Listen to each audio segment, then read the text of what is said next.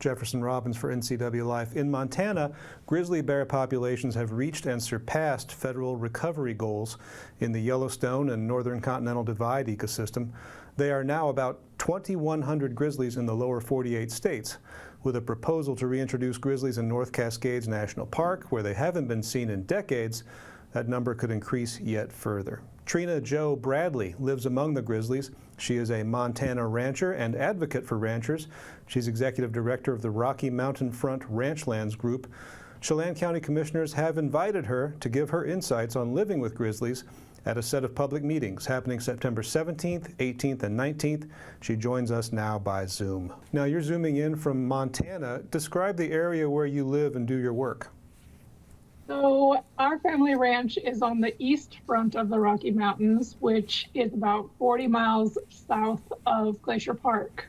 So it's really pretty. It's like, you know, they say it's where the mountains meet the plains, and that's literally exactly what it is. And on your ranch, what kind of work are you guys doing? We raise Angus Hereford cross cows and quarter horses.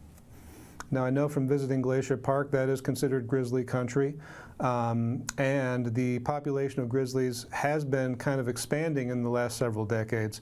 What's been your experience there on your ranch with grizzly bears? Oh, there's so many stories I could tell you. I mean, we have many grizzly bears here. We live on Birch Creek, so we have tons of chokecherry bushes, and of course we have the cattle, and so we have grizzly bears coming and going all the time, especially in the springtime when they first wake up. We have a large population of grizzly bears, and then they kind of disperse to the prairie in the summer, and then when the chokecherries are ripe, they all come back in a big horde. And so September is bear month here. So we've been seeing them almost daily. So working in ranching, predators are a risk. They're a real cost of doing business, some might say, for ranchers. But grizzlies are maybe a different animal, if you will. What's been your experience in terms of livestock loss or other resource loss on your ranch that you can attribute to grizzlies? So we've had a few confirmed losses over the years. The trouble with grizzly bears is it's really hard to confirm something because, one, they can consume the entire thing in one sitting, or because we live on a creek, there's so much brush here that we can't find them. But there's also the other things that you have to think about, like the stress on the cattle herds just from having grizzly bears around, and the destruction in the hay fields, and, you know, tearing up fences and tearing the sides off of barns and grain bins. I mean, they're very destructive. They are food driven, and it shows. From your experience, is a grizzly more likely to go for, say, a young calf, or is it more likely to go for that store of grain that you might have there on the ranch? It really depends on the bear, and it depends on which one is easier. So, you know, calves are easier to kill than cows, because cows are obviously a lot bigger. But if I have a grain bin that doesn't have a secure door and it's easy to open, then they're going to open it and eat it. It's just whatever is easiest for them usually is how they go. Is it easy to tell the difference between a kill that's been carried out by, say, wolves, coyotes, other predators, versus a kill that you can attribute to a grizzly? Definitely. They all have their own signatures for when they're killing calves. And so grizzly bears often will crush the face, or they will bite the back of their neck and break their spine, and then just eat them while they're still alive, which is horrid. How did your work on the ranch and how did your experience working around grizzlies translate into a role sort of advising on the management of grizzlies?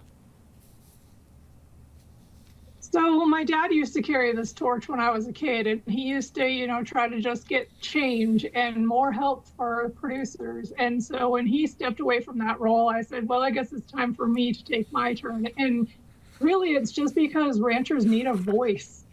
And they didn't have that voice in, 40 years ago. Nobody cared what the ranchers thought. The government was just going to do what the government was going to do.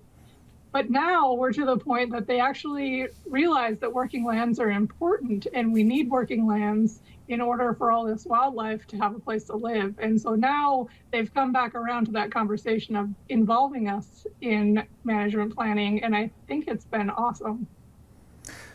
I think that grizzlies have been a presence in your area your whole life and before. Here in the North Cascades area, it would be kind of a new experience. Nobody's really seen a grizzly in our area for a couple of decades. So if reintroduction goes forward in the North Cascades, if federal officials bring back the great bear to the North Cascades area, what do you think residents around the North Cascades ecosystem need to know? Be aware. Washington has a large population of black bears, if I'm not mistaken. So you should already be doing things like containing your garbage, you know, picking up apples off the ground and not leaving them for the bears to come in and eat. And it's much the same for grizzly bears. I think grizzly bears are different in that livestock producers have to worry more about grizzly bears. But honestly, bear safety should be a thing that's happening in Washington anyway. Did bear management in your area, is that complicated? If you observe or find evidence that a grizzly has been invading your area, causing stress on your cattle, maybe even killing a cow, are you allowed to take steps, or do you need to engage with the state or federal government beforehand? That's a good question. In Montana, grizzly bears are protected by the 4D rule, which means there is no take allowed, take meaning lethal take, by anyone except for U.S. Fish and Wildlife Service and whomever they decide can do that. So as a rancher, I can't do anything. I can try to chase the bear away, I can try to scare it away, I can call. So in Montana, Wildlife Services, Montana Fish, Wildlife, and Parks, and U.S. Fish and Wildlife Service are all involved in grizzly bear management. And so those are the 3 phone calls that I make if something goes wrong. And it's a pretty simple process, really. And I'm hoping that Washington can get there in the coming years before the grizzly bears show up. Do you feel after, you know, working in your role for a number of years and working in ranching, do you feel you have the tools now that you need to deal with grizzlies where you are? Absolutely not. Until grizzly bears are removed from the endangered species list, we will not be able to manage them in a way that is helpful to ranchers, period.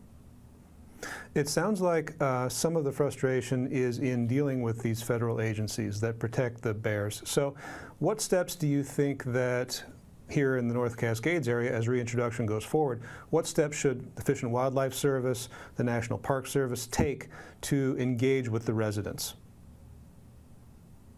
Education and outreach is important. They need to be having bear fairs. They need to be letting people know that they're coming. They need to be letting people know this is how you deal with it. This is how you contain your trash. This is how you behave in bear country, whether you're hiking or camping or living there. You know, there's so many aspects of being safe, and we have to remember that this always comes down to human safety when we're talking about grizzly bears. I don't want my cows to die either, but I certainly don't want my little girl to get eaten. And that's what we need to focus on, is human safety. If we talk about human safety, is human casualties caused by grizzly bears, is that a real strong threat? The numbers that I've seen are pretty small. I mean, any life lost is too much, but they haven't been great numbers. It's not a huge number, but it's always that chance. And you never know when you walk into a situation where you're face to face with a grizzly bear, you don't know if it's going to eat you or if it's going to run away. And luckily, all the times that I've been in that situation, the bear has run away. But that doesn't mean it's always going to.